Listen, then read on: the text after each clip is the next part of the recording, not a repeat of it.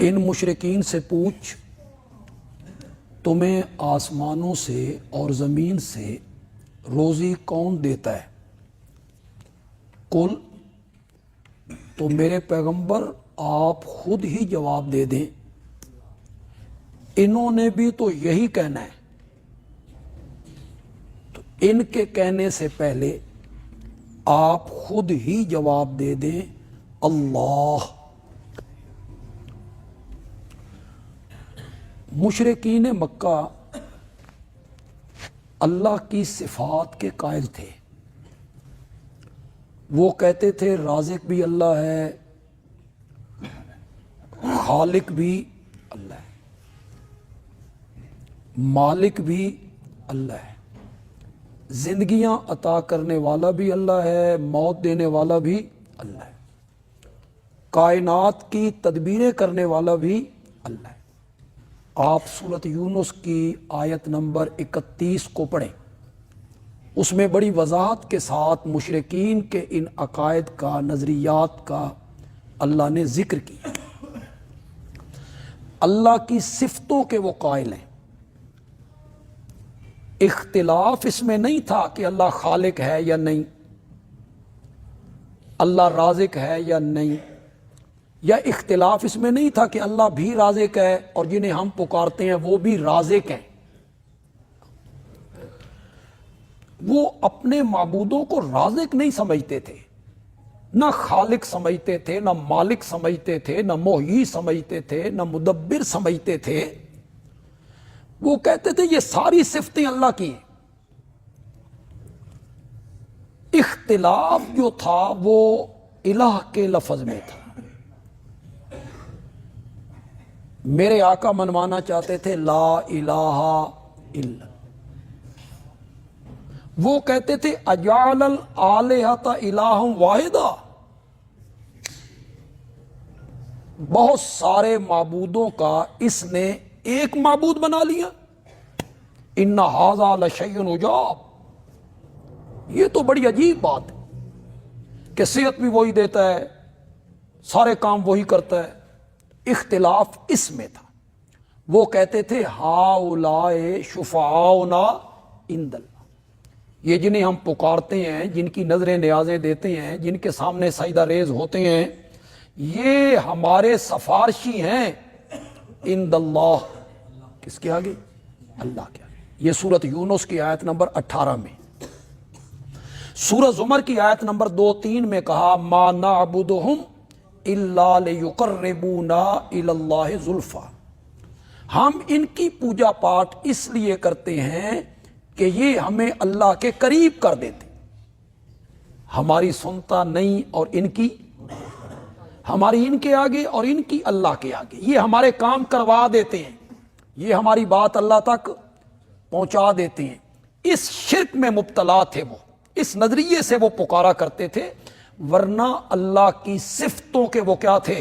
قائل تھے۔ یہ آیت نمبر 24 بھی آپ ذہن میں رکھیں۔ وَإِنَّا أَوْ إِيَّاكُمْ لَعَلَىٰ هُدًى أَوْ فِي ضَلَالٍ مُبِينٍ، ہم یا تم،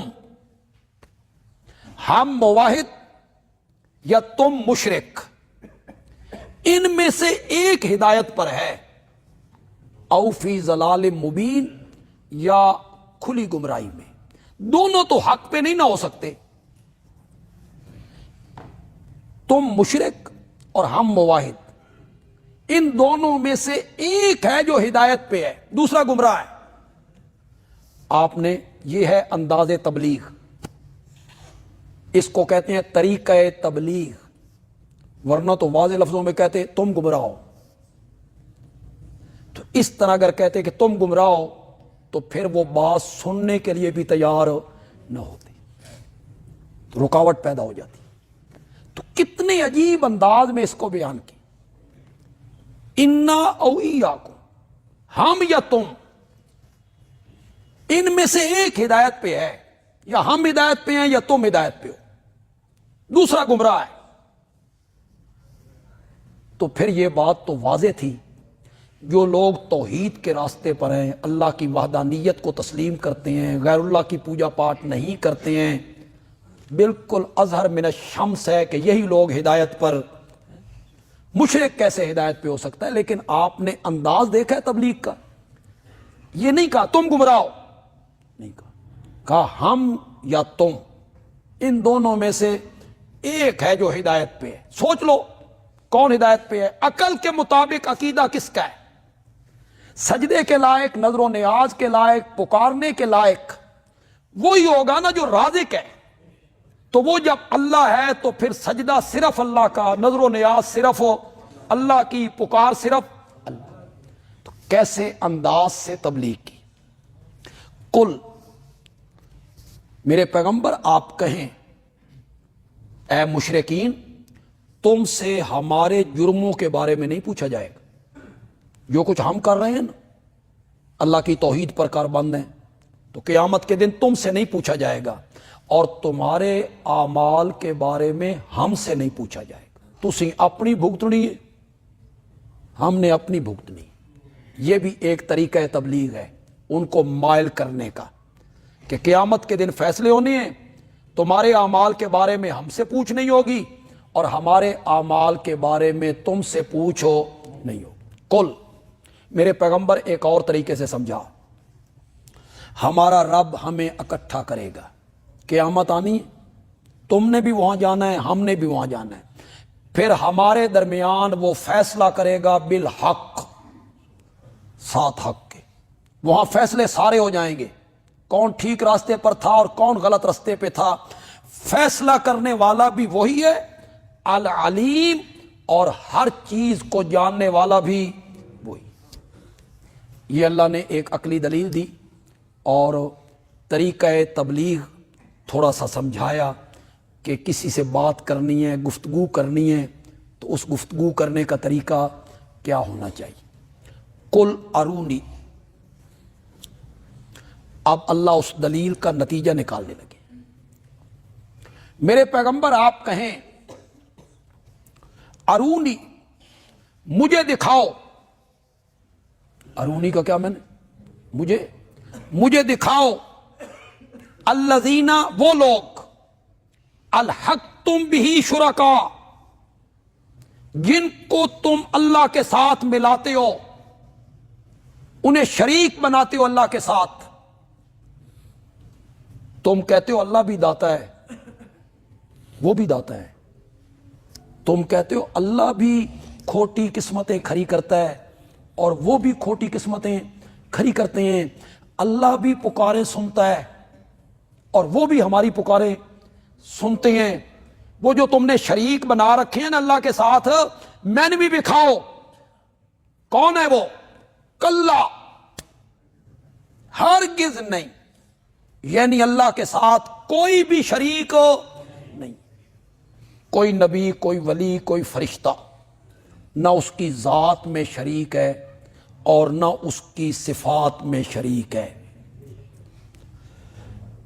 بل هو اللہ العزیز الحکیم، تمہارے معبودوں کی کوئی حقیقت نہیں ہے، تمہارے مشکل کشاؤں کی کوئی حقیقت نہیں ہے، بلکہ وہ ہے اللہ جو غالب بھی ہے، حکمتوں والا بھی۔ اپنی دو صفتوں کو ذکر کیا، العزیز، الحکیم، تو وہ اللہ جو ہر چیز پہ غالب ہے، ہر کام حکمت سے کرنے والا ہے، عبادت و پکار کے لائق بھی وہی۔ وما ارسلناک الا کافۃ للناس بشیرا ونذیرا، بظاہر بالکل تعلق پیچھے سے ٹوٹ گیا ہے جی۔ اللہ نے توحید پر عقلی دلیل دی، تبلیغ کا طریقہ بتایا، پھر اللہ نے نتیجہ نکالا کہ جن کو تم شریک بناتے ہو، جنہیں پکارتے رہتے ہو، مجھے بھی دکھاؤ کہ وہ کون ہے۔ اور اچانک کہا نہیں بھیجا ہم نے آپ کو مگر تمام لوگوں کے لیے بشیر بنا کے اور نذیر بنا۔ یہاں یہ کلام کیوں شروع کیا اللہ نے؟ یہ اللہ ان کے ایک سوال کا جواب دینا چاہتے ہیں، سوال کو ذکر نہیں کیا، صرف جواب کو ذکر کیا۔ سوال مقدر ہے، سوال ان کا یہ تھا کہ اگر آپ اپنی نبوت منوانا چاہتے ہیں اور اپنا پیغام منوانا چاہتے ہیں تو یہ معجزے دکھاؤ، جس کو سورت بنی اسرائیل میں اللہ نے ذکر کیا، تیرا گھر سونے کا بن جائے، تیرے انگوروں کے کھجوروں کے باغ لگ جائیں، مکے میں صرف ایک چشمہ ہے پانی کا، تو کوئی اور چشمہ جاری کر، تیرے باغوں میں نہریں بہتی ہوں، تو ہمارے دیکھتے دیکھتے آسمان پہ چڑھ جا، تیرے چڑھنے پر بھی ہم ایمان نہیں لائیں گے، وہاں سے ایک کتاب پکڑ کے نیچے آ، کتاب بھی ایسی ہو جس کو ہم خود پڑھ سکیں۔ یہ مطالبے تھے ان کے، یہ معجزہ دکھا، یہ معجزہ دکھا۔ اللہ نے ان کے سوال کا جواب دیا، میرے پیغمبر کا کام نہیں ہے معجزے دکھانا، ہم نے تو اپنے پیغمبر کو ساری کائنات کے لیے بشیر اور نذیر بنا کے بھیجا۔ نبوت کا کام یہ نہیں ہوتا کہ جو معجزے مانگتے چلے جائیں وہ دکھاتا چلا جائے۔ نبوت، نبی کا کام یہ ہے کہ وہ لوگوں کو آگاہ کرے، اگر میری بات مان لو گے تو دنیا میں بھی کامیاب ہو جاؤ گے، اگر میرے دعوے کو تسلیم کر لو گے مرنے کے بعد بھی زندگی اچھی ہو جائے گی، میرے دعوے کو تسلیم کر لو گے تو آگے جنت کے باغات ہیں، اس کو کہتے ہیں خوشخبریاں۔ اور نبی کا کام یہ ہوتا ہے کہ وہ آگاہ کرے۔ نذیر کا معنی لوگ کہتے ہیں ڈرانے والا، انہوں نے بھی ڈرانے والا معنی کیا۔ مولانا فتح محمد جلندری صاحب نے بھی ڈرانے والا معنی کیا۔ اصل معنی ہوتا ہے آگاہ کرنا۔ انذار کا کیا معنی ہوتا ہے؟ آگاہ کرنا۔ اور اگر ڈرانے والا معنی کرنا ہے نا تو ڈرانے کا لفظ تو کوئی صحیح نہیں ہے، ڈرانا کوئی چنگی گل ہوتا، اچھی بات ہوتا ہے کسی کو ڈرانا۔ تو اس ڈرانے سے مراد وہ ڈرانا ہے جو ماں اپنے بچے کو ڈراتی ہے۔ چھوٹے بچے کو، معصوم بچے کو ماں ڈراتی ہے، بھئی چولہے دے نیڑے نہیں جانا، کدائی آگ نہ لگ جائے، چھریاں چاکواں نال نہیں کھیڑنا، کدائی زخم نہ لگ جائے، ماچس دیاں تیلیاں نال نہیں کھیڑنا کہ وہ جلاتے جلاتے کہیں تیرے کپڑے نہ جل جائیں۔ تو ماں اسے ڈرا رہی ہے۔ اس ڈرانے میں شفقت ہے۔ ماں کے ڈرانے میں کیا ہے؟ شفقت ہے، پیار ہے۔ ایک ڈاکو ڈراتا ہے، قاتل ڈراتا ہے، ظالم بندہ ڈراتا ہے، وہ ایک اور ڈرانا ہے۔ لیکن جو ماں ڈرا رہی ہے اس کے ڈرانے میں شفقت ہے۔ میرے نبی اس معنی میں ہے ڈرانے والے کہ وہ شفیق ہیں، شفقت کرنے والے ہیں، لوگوں کو کہہ رہے ہیں یہ کام چھوڑ دو ورنہ آگے جہنم ہے۔ تو نبی کا کام کوئی معجزے دکھانا نہیں ہوتا کہ جو آپ معجزہ تسلیم مانگے وہ معجزہ دکھا دے، نہ، ہم نے تو اپنے نبی کو ماننے والوں کے لیے بشیر بنایا ہے اور نہ ماننے والوں کے لیے نذیر بنایا ہے۔ وَلَٰكِنَّ أَكْثَرَ النَّاسِ لَا يَعْلَمُونَ، لیکن اکثر لوگ اس حقیقت کو جانتے نہیں۔